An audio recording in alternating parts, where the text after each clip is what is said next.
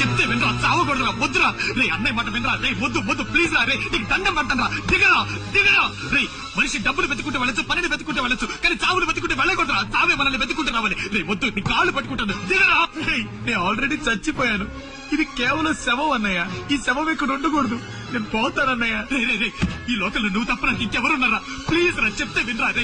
ఊరేసుకుంటే నొప్పి పుడుతుందిరా, ఆ నొప్పి నువ్వు తట్టుకోలేవురా రే, ఆ నొప్పి నువ్వు తట్టుకోలేవురా రే, చెప్తే వినరా. ఏంటన్నయ్య ఇదో నొప్పే, ఆ నొప్పే తట్టుకున్నాను. నాకు అర్థమైందిరో అన్నయ్య, దాన్ని చంపగానే అక్కడే చచ్చిపోయి ఉండేవాడిని, కానీ చావలేకపోయాను. ఎందుకంటే నాకు అమ్మ నాన్న ఎవరు లేరు కదా, నాకు అన్ని నువ్వే కదా అన్నయ్య. నన్ను కంటికి రెప్పలా పెంచి పెద్ద చేసింది నువ్వేగా. నీలాంటి అన్నయ్య నాకు ఇంకో జన్మలో దొరుకుతాడు లేదో నాకు తెలీదు. అందుకే చివరిగా ఒకే ఒక్కసారి నేను చూసి వెళ్ళాలని నేను ఇంత దూరం వచ్చాను. నన్ను వదిలి వెళ్ళిపోకురా. నేను చూశానన్నయ్య, నేను చూసేశాను, ఈ జన్మకి చాలు. నేను పోతానన్నయ్య, నేను పోతాను, నాకు ఇది వద్దన్నయ్య, నేను పోతాను అన్నయ్య, నేను పోతానన్నయ్య. చెప్తే వినరా, వద్దు